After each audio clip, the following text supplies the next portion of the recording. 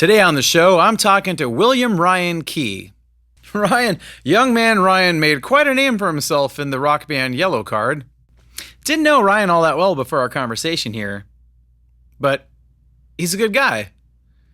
You know, I'm branching out. I'm talking to strangers more. It's, getting out of my shell here. You can get a lot of information on how to make records and how to record and the intricacies of production from just the internet now.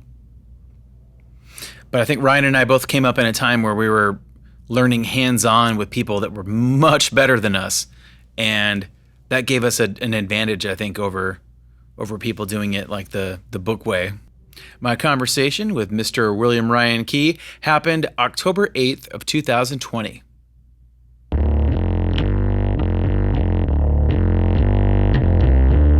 Here.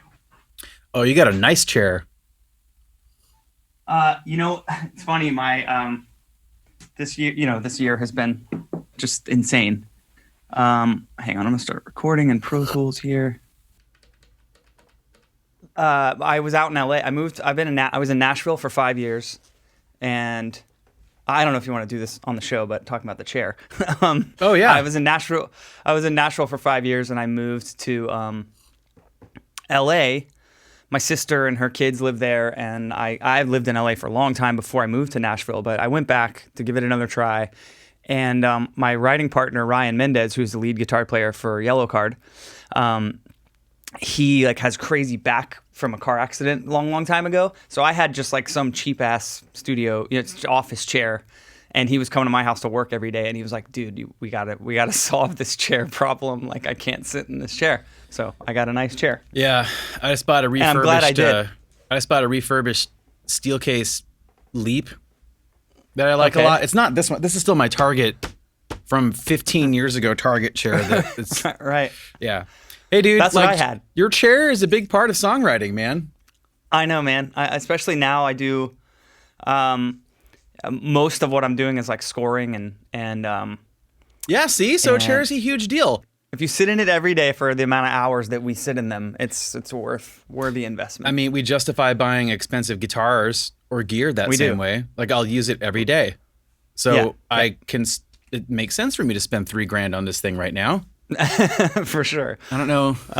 Rent next month? I don't know, but $3,000 right now, it's no problem. Yeah, especially when I was in Los Angeles and I spent the money on this chair. I was like, hey, maybe it'll work out, maybe it won't, But with the pandemic, I basically am in a situation now where I can do one tour a year, just because it's me and a guitar. It's pretty lucrative, you know what I mean? To just go out on my own like that, and that kind of would have covered the year, but then that disappeared. So I couldn't stay in LA. So I moved back to Florida, where I grew up actually. So I'm in Jacksonville, Florida. Wait, hold on a second. That's cool. Whereabouts in Florida are you? It could be a lot worse. It's definitely a tail tuck thing. Man, I'm going home for the first time in 21 years. It's wild. Well, but I'm in Jacksonville Beach. I'm 10 blocks from the water. Oh, that's cool. So it was in March or something that you moved back? April. I left April 1st. Yeah, and it all worked out fine. But either way, it looks like you got set up pretty well there. Yeah, man.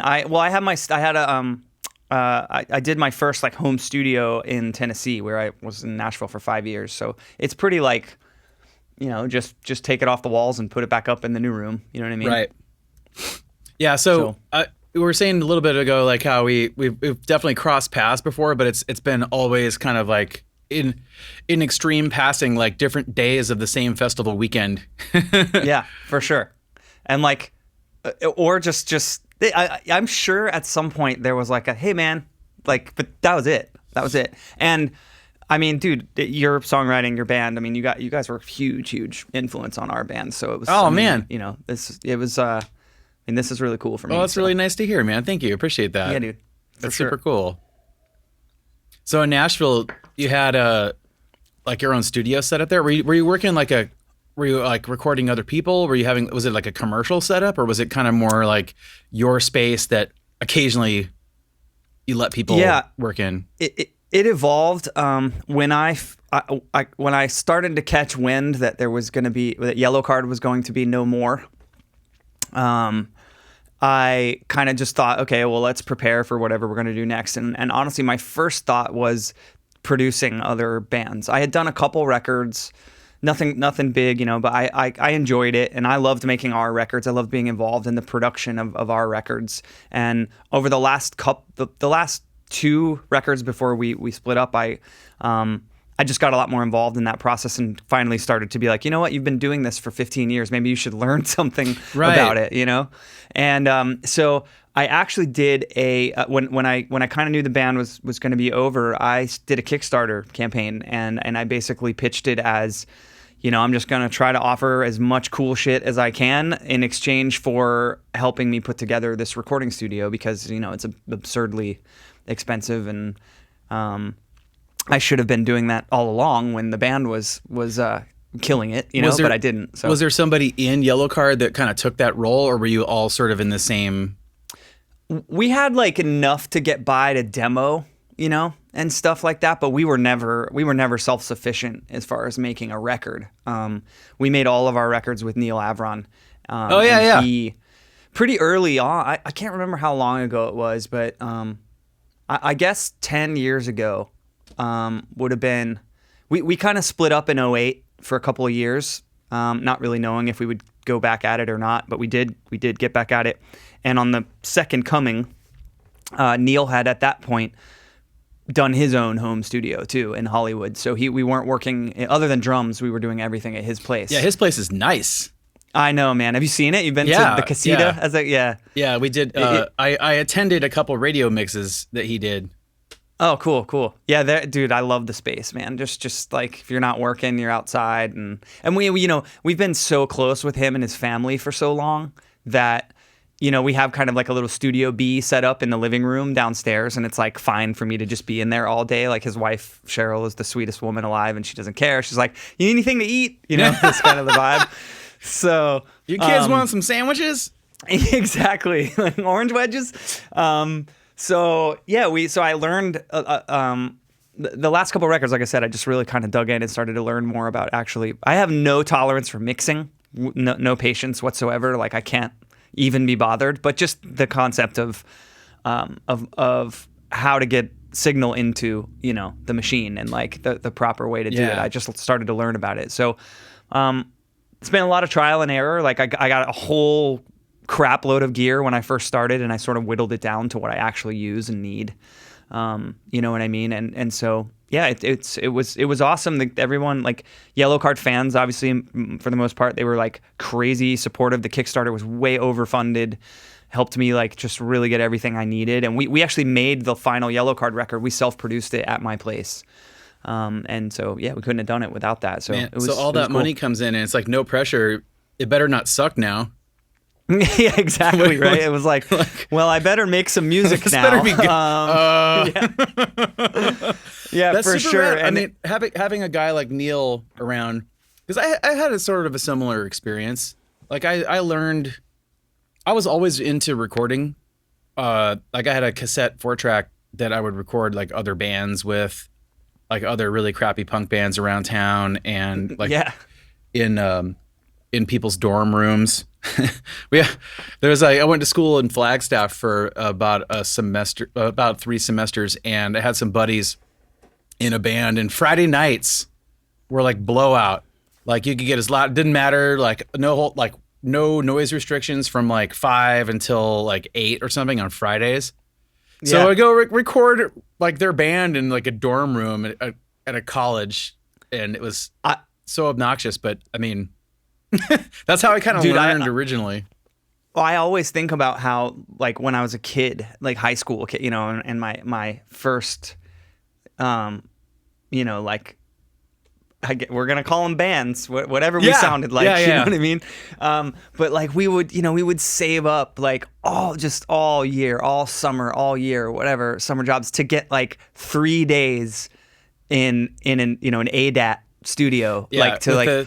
with the local, with like the metal guy. Yes. Who's like, dude. has no idea what it is you kids are doing. Listen to this. This is a great story. The guy that we all recorded with here in Jacksonville, I honestly don't remember if it exactly his last name. Fitzpatrick, Fitzgerald, whatever. Mike Fitz something. So he had this studio, and it was called like, the Music Lab or something like that. It was in a strip mall out here at the beach. And so he was just the guy. He had like a monopoly on where teenage kids were going to record their bands at his studio. And so we all started going there, and you'd go for a weekend, and you'd get 3 songs, and it was like, that's your vocal take. No, that's it. Like that, you're done. Like one time, moving on. And but anyways, we did all this. So one day, somehow, someone gets into Mike's office. So someone like gets asked to go back there, or someone, whatever. And there's just porn everywhere. Porn on the walls. Porn just everywhere. Turns out that Mike and his buddy that owns the studio with him have a side project called Porno Rock, and have a record of basically think it like 2 Live Crew in the 90s, except 2 like salt-washed, barefoot, Jacksonville Beach, Lynyrd Skynyrd listening guys making that kind of record. Like the most foul, disgusting lyrics. But we're 15, we're 16, so we get a hold of this record, and it's like the most amazing thing we've ever heard. You know what I mean? But so we were recording our whole high school career with the Porno Rock guy, and that's how it all started for me. That's pretty amazing. But I mean, you had like a guy like Neil. Like I knew a little bit about like 4-track stuff and like bouncing and mixing to some degree, EQ a little bit, and microphones, nothing. It was just Radio Shack stuff, right? Like the highball. But when we started working with like real engineers and producers like Mark Trombino, he was an early adopter on Pro Tools, and right. He is like a really talented engineer. So like I got to have a teacher like that around, and it wasn't so much that that was a whole new level for me. I'd never done anything like with that kind of thing, with that sort of like depth. But watching him work and seeing what you can do with it, I think jumps you like so far ahead of like other people just starting from scratch, like just using YouTube tutorials to teach themselves like for different DAW software, Yep. So and Neil's that way too. Like I'm sure that you saw what was working, saw what was possible, and then it was just sort of a matter of like, okay, I saw them do this. I know what I want to hear. I have to figure out how to do this. I know you can do this. I've seen it happen, but now I just got to figure out how I do it myself. Yeah. Neil was a very early adopter of Pro Tools as well. Yeah. He seems like and we hadn't though. So we made Yellowcard made our first independent record, which is we were 20 when we recorded it. It's a little tough to listen to now that I know what I'm doing and recording and stuff at that. Yeah. Right. So I got a couple of those. So, but we recorded the whole thing analog, mixed the whole thing analog on the board. I mean, 0 Pro Tools for that record. And then we made an EP after that with our friend Nick Rucker. We made an EP called the Underdog EP. We did that on Cubase. I think it was Cubase. But I wasn't paying attention. And then we got in the studio for Ocean Avenue with Neil, and Pro Tools was like this thing, and I was like, wait, what is this? Like, how is this possible? You know? So that was my first experience with it. But I'll tell you that Neil, while I've learned the basics of EQ and compression and all the things that you need to know to get a good sound, Neil was always a big advocate of you just use your ears. He, turn the knobs until it sounds good. Yes, there are basic concepts and rules, but like some of the most legendary and revolutionary stuff that you hear on records is going against all the rules and conventions. It's because somebody turned the knobs the wrong way and was like, this sounds really cool. So I've always kind of lived by that, Like I wouldn't consider myself like super don't know what the right word is, but even educated. I mean, I know what I'm doing, and I know how to make it sound good, I think. But it's like I also just use my ears and kind of trust that if it sounds good, then I'm doing the right thing. And Neil kind of always taught me that way. It's like learning a new instrument from scratch. Mm-hmm. You know, like, yeah, you're going to occasionally stumble and make something that sounds good or cool, but for the most part, it's a whole lot of practice and a whole lot of just trial and error to pick up the language of it. Yep. Until you get to a place where, there's that phase where it's all just in the weeds of understanding the grammar and the vocabulary of the language before you can actually have a conversation with anybody. And that takes a while. It's like a whole different level of musicianship that's not performance, that's not jamming. It's not music at all, but it's like a musicianship level endeavor to teach yourself like software for making music. For sure. And you gotta, and you do sort of like lose track of that sometimes, that it is about just hearing and what do you want to hear? What do you like? Yep. You know, the rules can take you so far, but after that, it's really up to, you know, what do you want to hear? Right. And that's a part of why I like I said, I don't have the patience for mixing per se, because that's not an instrument I want to learn. I'm much more interested in the writing and actually tweaking and creating the sounds than I am the nuance of the frequency and making them all glue together. You know right. what I mean? Yeah. The guitars are going to sit here, and if you're not careful, the vocals are you're going to be having a war between vocals and guitars and overheads and there are so many people that can do that well, and I just don't. I'm like, here's the song, go do the mix thing. And it's a bummer because it would be, you know, so much more cost effective and efficient and if I could do it myself. But I feel like when I finish an idea or I finish a song, I'm ready. I want to move on to the next one. You know, write another one, start recording another one. I guess it's sort of project specific. You know, like that's true too. If we were going to go make an album, we would definitely save up and budget enough to hire an outside mixer. I still think for us too, like I'll do some mixing of things, but I do think it's still worth it to hire an outside mixer for like an album.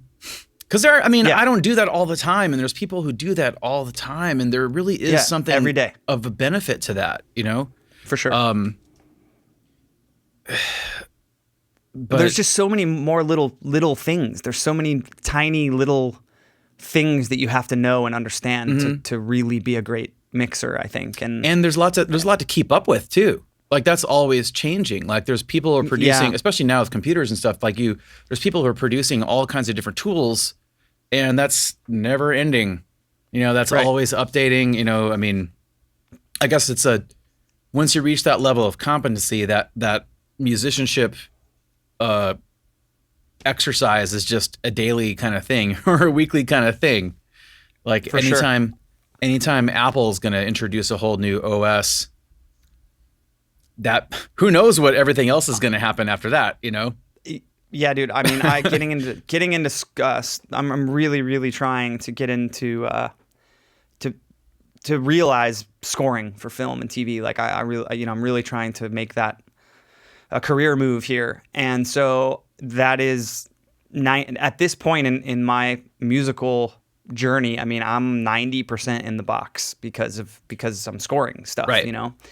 And it is unreal how fast it changes, how much new stuff, you know? It's like every time you go and you make a heavy decision to spend money on like a huge string sample pack or a brass sample pack, or, you know, if you want to get the real stuff, you know, and then a month later they're like, here, this is the new one. And then all the top guys that's what they're using. You know, they get the newest, most badass stuff. And I imagine it's the same in the mixing world, maybe even more, because of how many stacks of little plugins you're putting in. Like that's, you know, strings and software instruments are one thing, but like every new cutting edge, like, well, now this AI software is gonna handle this part of the mix. You don't even have to do it anymore. I mean, that's starting to happen, where like my writing partner Ryan Mendez, he was in Yellowcard as well. He's like our mixer in the team, and he's amazing at it. But he'll show me stuff that I'm just like, how my dad always says, how do it know? How do it know how to do that? So I'm like, how? So he uses this spacer plugin. We do a lot of electronic stuff, so we have a lot of like side chaining, kind of 4 on the floor, almost dancey stuff going on that we're doing for not just for scoring, but we're kind of working on a project like that's like really ambient and but a little bit EDM driven. EDM's a loaded word, but it's like. It's electronic, but like string and piano, it's very ambient. But either way, point being, he has this plugin that understands the low end frequencies to like every time the kick hits, it's going to move the bass out of the way just on its own so that they're not competing. Right. So it's like a smart multi-band. It's like a smart kinda. Spacer. Yes. It's like, and it knows how to do it with multiple instruments so that they're all getting out of each other's way. You don't have to do that anymore. Yeah, it's pretty That's gnarly. Crazy to me. And there's probably like presets. You don't even really have to understand frequencies because there's probably presets that are like, what do you want to do? Kick and bass. Yeah. What is this? Yeah, okay, I gotcha. Yep. That's kind of nuts. It's wild, man. It's wild. But I love on my side. Just I'm loving learning and getting into like the programming, the software instruments, and the strings and stuff. I mean. The realism in them is just, I feel bad for string players. I mean, it's just wild. It's absolutely wild.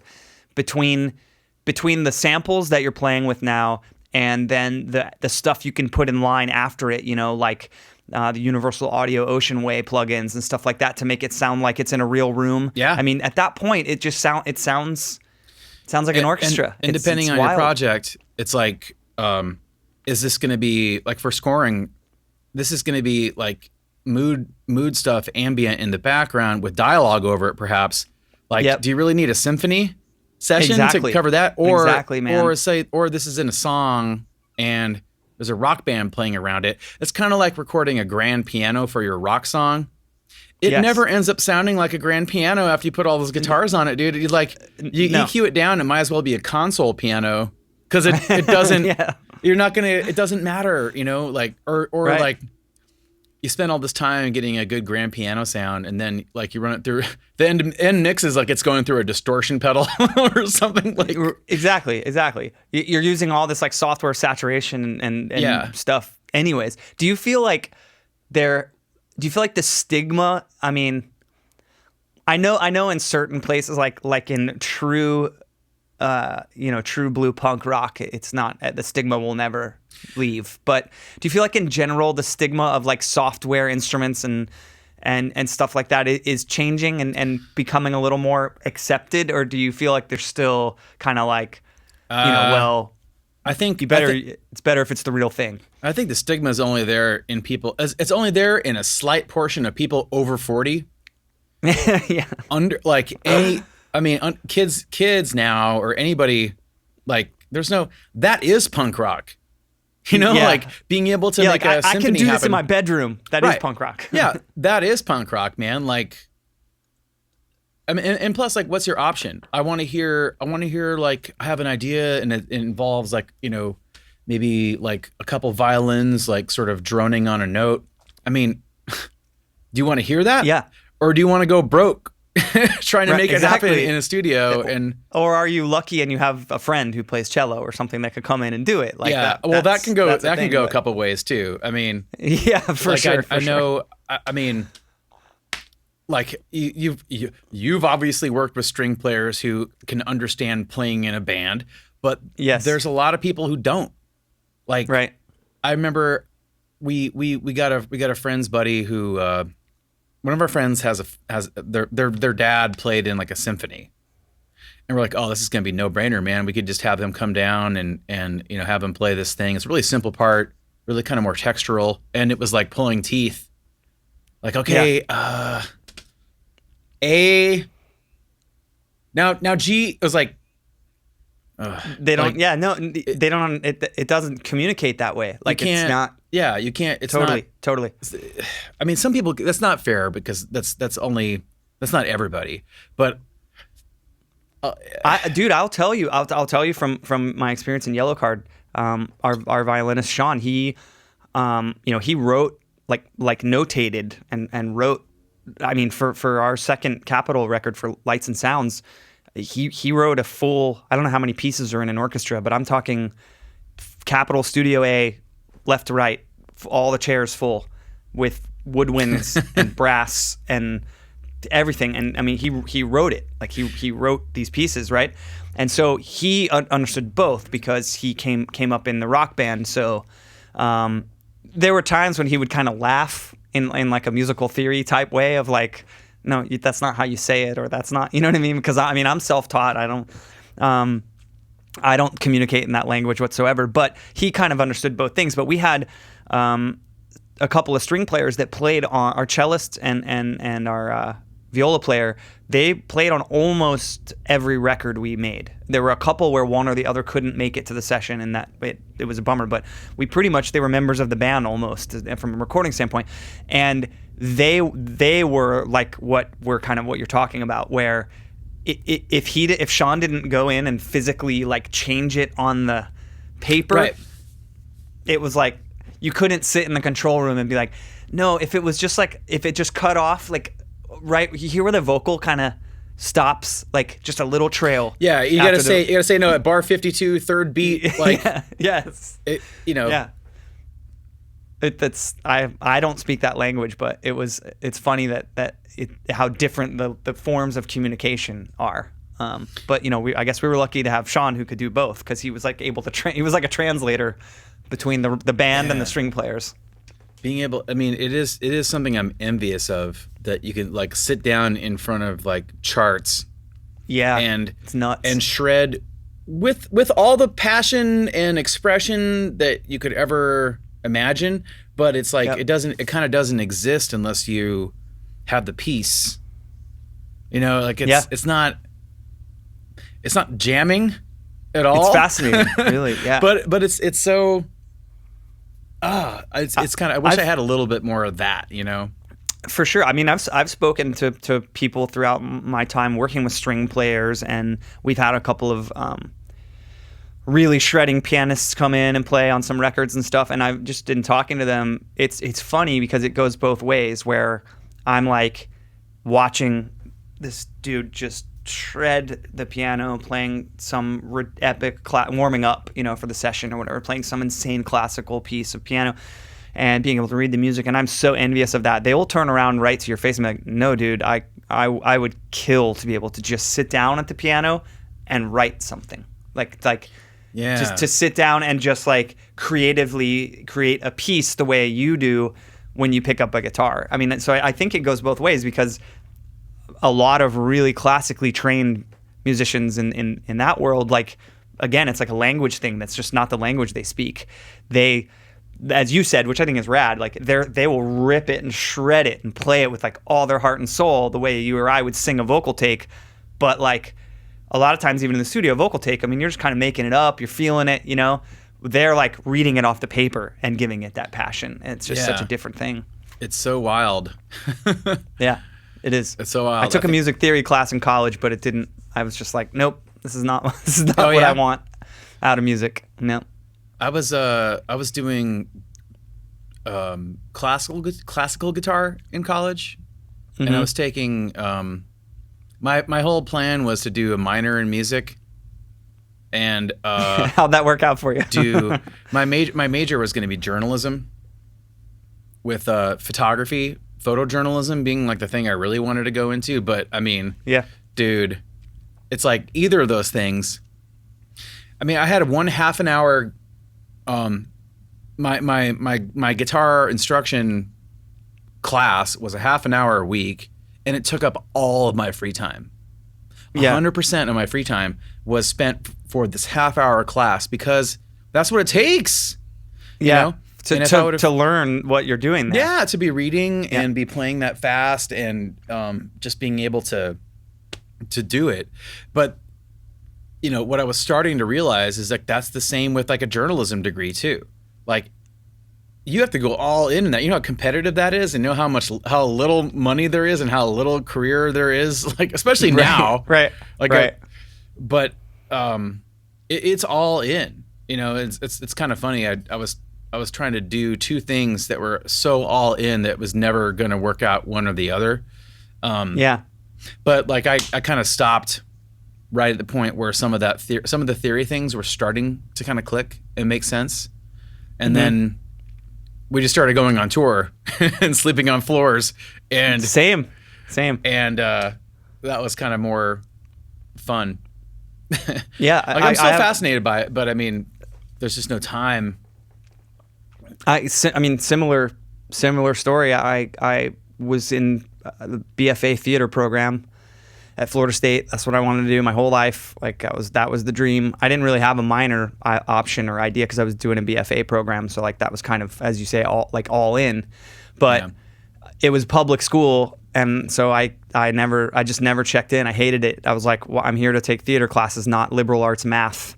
And like I just, you know what I mean? Like there was nothing that felt less practical for what I wanted to do with my life than college algebra. Like I just was like, and those kind of things turned me off from school, from college so much. I tried twice. I dropped out. I joined a band that wasn't Yellowcard out in California. I moved from Florida to California and was like sleeping on a floor, riding around in a van with a bunch of dudes I didn't even know. And they were on Tooth and Nail Records.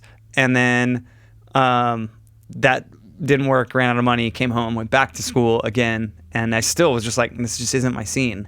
It's not my vibe. And then my buddies were from Yellowcard, where I went to high school with them, and that's just how that started happening. But it was the same thing. We just started playing shows and all, and I was like, this is good energy, and I'm enjoying this, and it was also kind of a little bit of middle finger to my parents, I think, to be like, you know, I wanted to go to Boston, and you made me go to Florida State, you know, so I'm leaving. I'm out of here.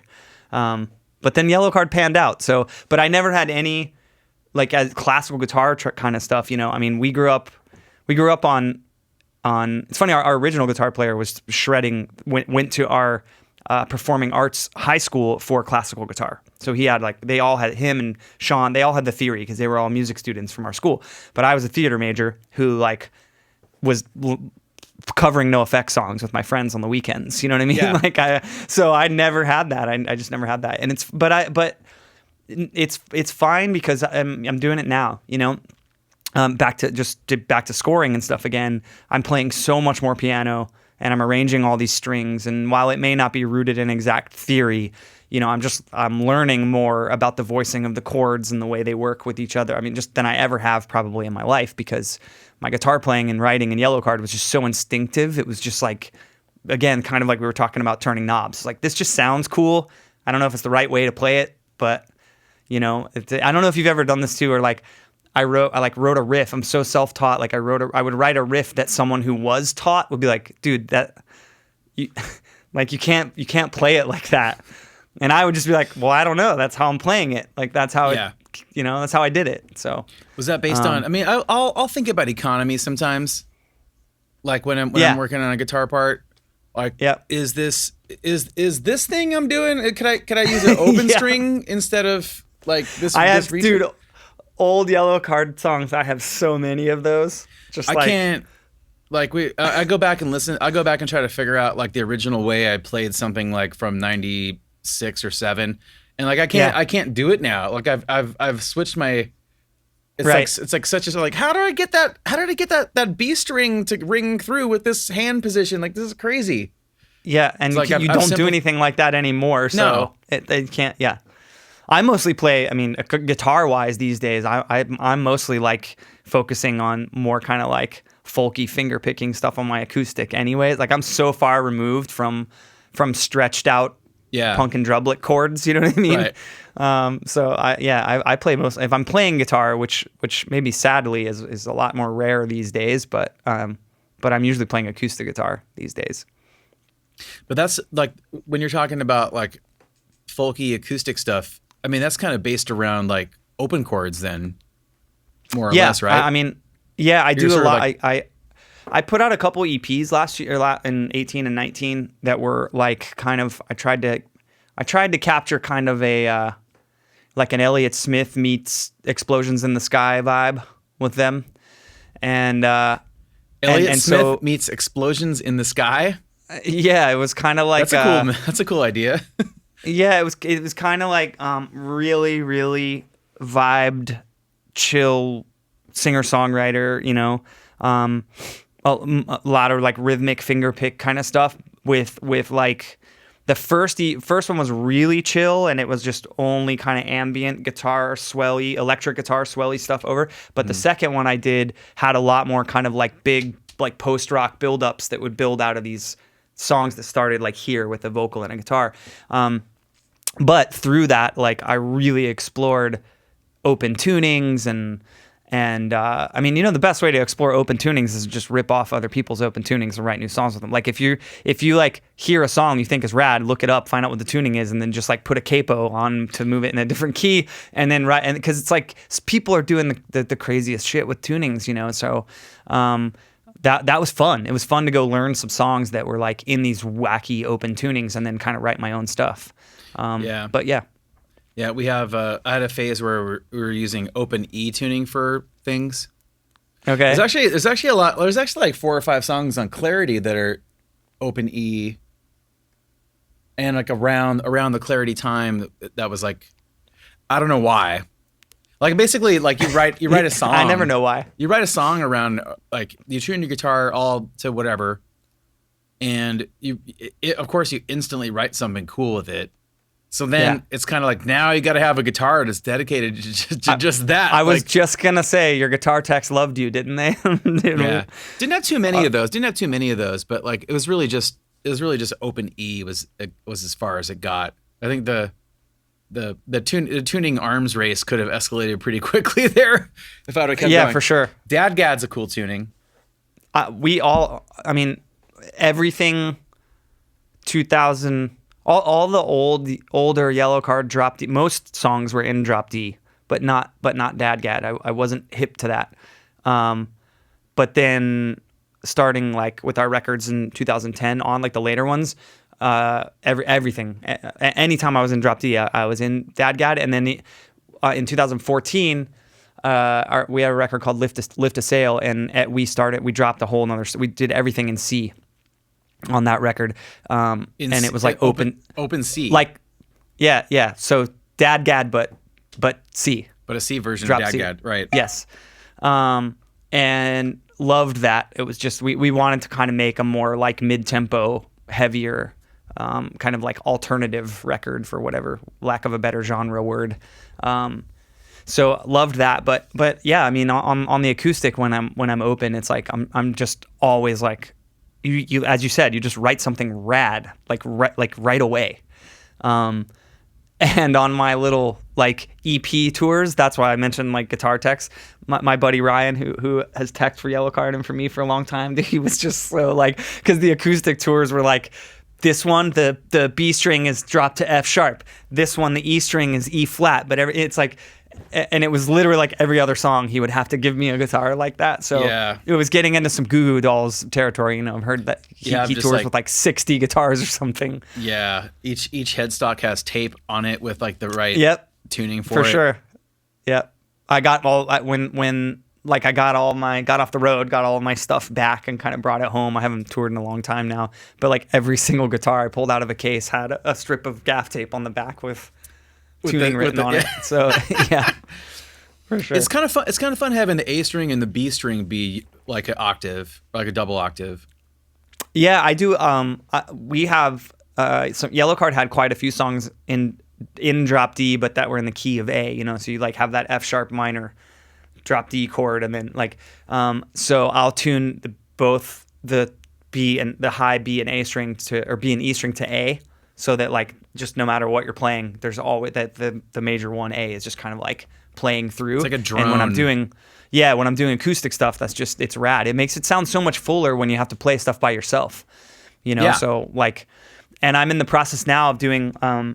I stream a live show every month on my Patreon page, and I'm like reworking and relearning all these old Yellowcard songs and kind of trying to do them in that kind of more of that Elliott Smith kind of space instead of, dude, I don't know if you'll agree with this, but I equate like the older Yellowcard stuff, like the early stuff, hitting notes was like doing skate tricks. It was like the higher, you know what I mean? Yeah. Like the higher the note you could hit, like the more badass it was, you know?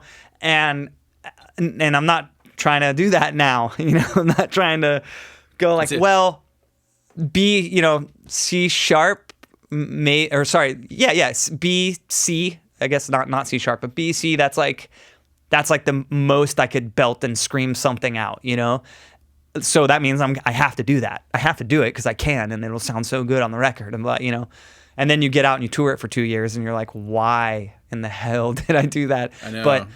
But yeah, I'm learning all these songs and like reworking them, and the open tuning is just a way to do it, man. Because you can just play these songs and completely reinterpret them, but it's just you, and the one guitar feels so much fuller because it's just like there's that drone kind of happening all the time, you know. So yeah, it's a totally different thing. It's a totally different thing accompanying yourself. For sure, it's a completely different mindset from having the wall of rock behind you to almost hide behind. You're in front and you're singing and people are looking at you, but you're not. You're still behind everything else in a way. Not true if it's you and a guitar. It's not like true at all. You are the sole arbiter of the direction and dynamic and intensity and success of what you're trying to do. Like, there's no one else, man.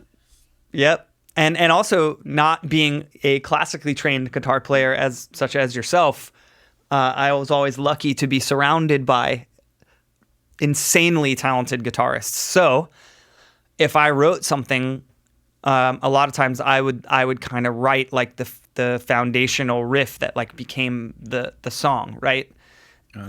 Earlier in the band, at least. But I would write a lot of stuff that then I would be like, there's no way I can play and sing. Like the syncopation of that and what I want to sing. So here, dude, you do it. But now it's like I just have to invent a new way to play those songs because there's no one sitting in here with me when I stream a show or when I go on the road by myself. So I have to like learn how to play a guitar part that works with the vocal. I mean, it's funny. Like our biggest song ever, Ocean Avenue, you know, it has that that dun dun dun dun dun dun dun dun dun dun, dun that rhythm. Forget it, dude. Like chugging that, and then also there's no way. Yeah, like never possible.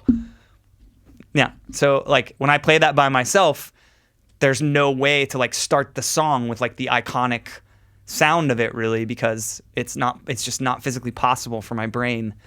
Makes me feel really untalented when I talk about it out loud, but no, I mean, I do that all the time. I'll write stuff way beyond my this. Right. Know, like all the time. Yeah, dude. I'll write stuff beyond that all That's the time. funny. And so we have another musician that tours with us and plays with us who is awesome at everything. He's one of those people. Yeah. Right. And I'll task him on the things that I don't want to do singing sometimes. But there's other times where I can't get around it. It's just like the way that the parts are we want to replicate between me and Tom, our other guitar player, and Robin, our fifth Beatle. He you know, there's just sometimes there's no way around. Like I gotta put in the work and I gotta do the you know, this is going da da da da da da da, and this is going da da da da da da da. Yeah, dude. Like I know. And vocally, it's just so it's so challenging. Ryan would always, our guitarist would always sit with me, and again, I would just feel so like inadequate, like that I'm being taught like a kindergartner, like because I would sit there and he'd be like, "No, dude, you sing the when on the and of three. Like, let's do it again." You know what I mean? And I'm playing it, and a lot of times I'd finally get it. I'd be like, oh, it would just click. Like, oh yeah, the and of three. That's where that word goes. Now it fits.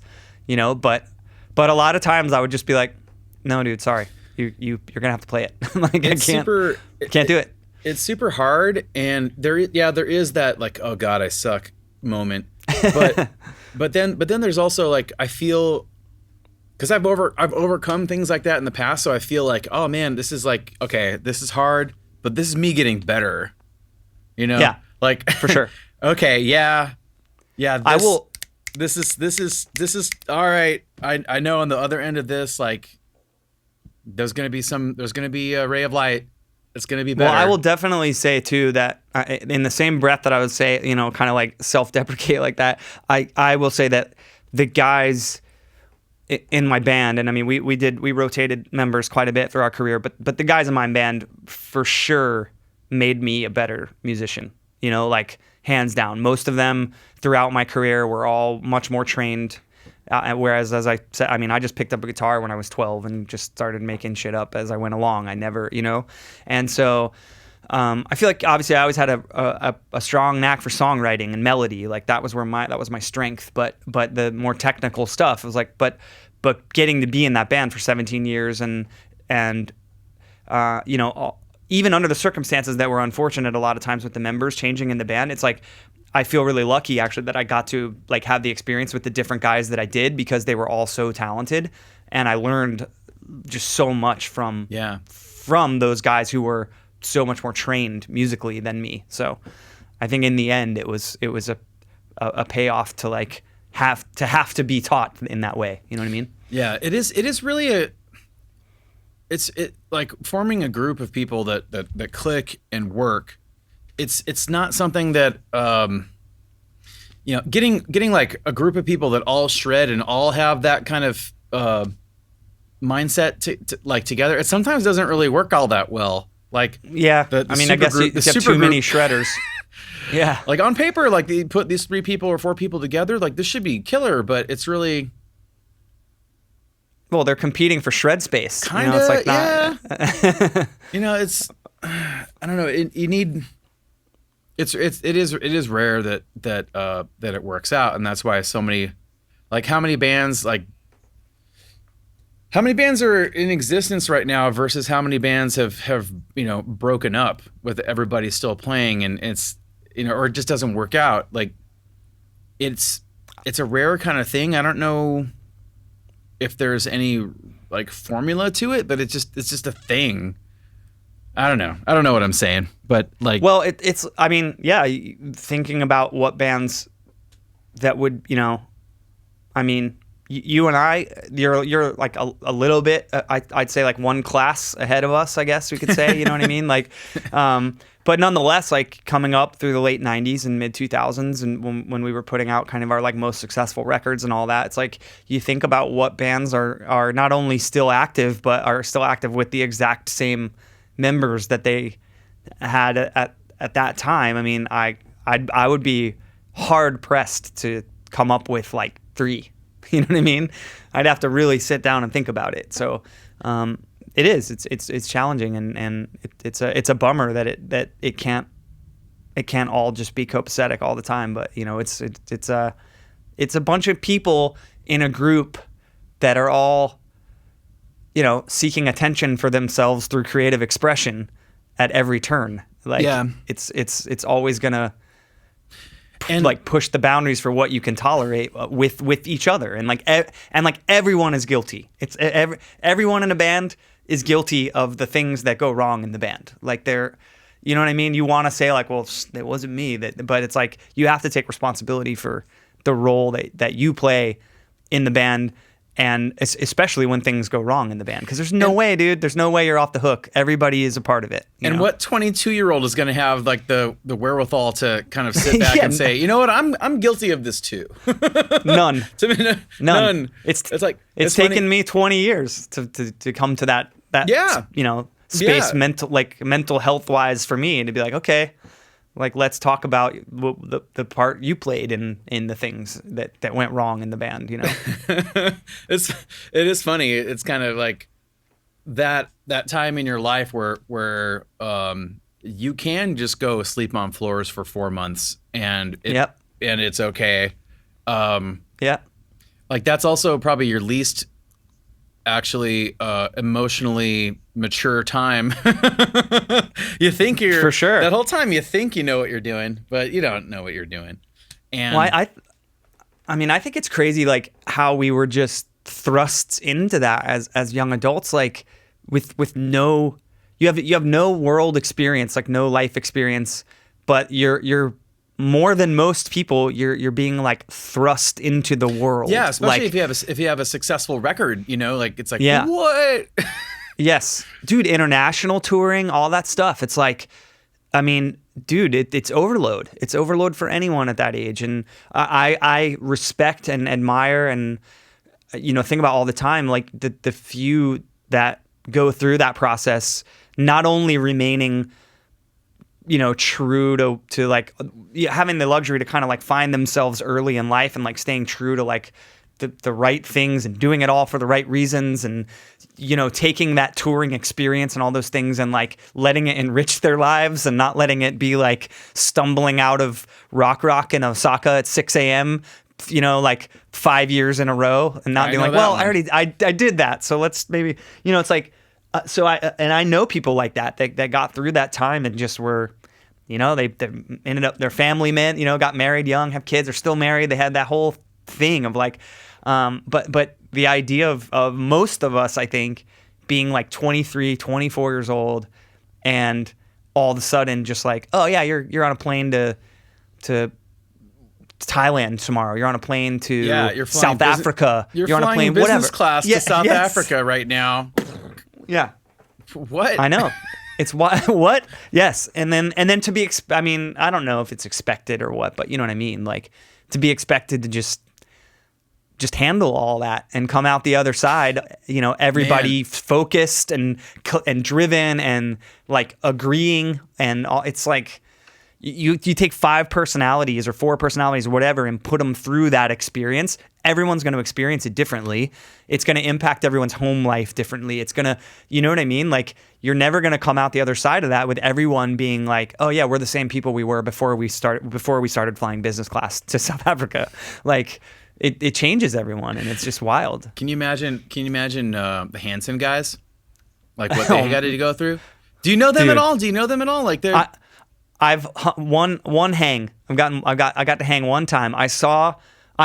Dude, full disclosure, Hanson rips. I don't know who thinks, I don't know, like if anyone thinks otherwise, that's your call, but they shred. And I know this because I mean, I didn't grow up listening to Hanson records, but I was in Hollywood with a friend who's kind of more of a Hollywood friend, you know, and was like, hey, dude, we're going to go to this thing tonight, you know, kind of one of those. We're going to do some Hollywood stuff tonight, man. Yeah. And so I got to go to a nightclub thing, whatever it was. You know the Avalon in Hollywood? I don't know if it's called the Avalon anymore. Do you remember the Avalon? The old palace. Right by Capitol. Yeah, across the street from Capitol. Yeah, so there's a club above that. There's like a kind of indoor-outdoor bar club thing up there. Yeah. And so I got to go to that space. Who knows what it was called at the time, but got to go there. And it was however many people could fit in that space to see Hanson play on the floor with, like, dude, I'm not kidding, like PA speakers on stands. I mean, it was like they don't have an audio system in that place. It was like, and so it was totally analog. It was a piano, you know, guitar and bass, or drums and guitar and bass or whatever, and some floor monitors and these two. And dude, it was like it was transcendent. I mean, their vocals were like nothing I'd ever heard live before, ever. But this is like in 2012, probably. Yeah, you know, no, those guys. I mean, like I bring them up because they're like we both kind of had breakout moments in like early 20s ish. Yeah, and that was kind of they a lot were like to handle. 10. They were like 10. Like, and they, man, what they've had to mentally overcome to still have a career and have real fans and keep making like music that they love, and they own Tulsa. You know, they pretty much just own Tulsa. Yep. Like they have I mean, such they have a crazy little setup empire. there. Yeah. I mean, holy cow, man! Like that's 1 in a billion right there that happens. Well, I think I equate that to, like, you talk about in a band, you know, it's brothers or brothers and sisters. It does evolve into that kind of sibling mentality without you even trying for it to be. It's like, I mean, how can it not? You you're sleeping in rolling bunk beds for months on end. Like, it's like, Yeah. that's going to happen. But those guys are actually brothers. You know what I mean? And I think, Yeah, okay. I think that gives them an advantage. I mean, because at the end of the day, they don't get to just be like, you know, and like, that's it. I really don't have to think or care or involve myself in your life. It's like they're connected by blood. I mean, I think they got to make that. I think they work. always had that to hold on to, and I mean, I'm sure there was a better ability to like check each other. I mean, you know, dude, like if someone in the band is getting out of line, like it's like, who's gonna talk to him? Who's gonna, and then it's like this huge thing where if it's your brother, there's a different vibe there. Yeah. So I don't know. Yeah, I don't know. But But the bus justice is gonna only go so far if you're related. back lounge meeting. Back lounge intervention. Oh man, had a few of those on both receiving and giving. Man, Had a few of those. good times. Yeah, for sure. Man. Hey Ryan, thank you so much for hanging out with me, man, and chatting about songs and production and all this stuff. It's really cool, man. I'm glad we finally got a chance to like talk in person. Yeah, me after all too, this man. time. As I said, man, I mean, like your band was a huge influence on me, and so getting to do this is not only just like a huge honor, but I mean, it was just really rad to finally get to hang, dude. I mean, Yeah. So I guess like, yeah, I mean, keep in touch now, dude. Let's be buds, man. So, Yeah, totally. But I appreciate it, man. Really, thanks for having me, dude.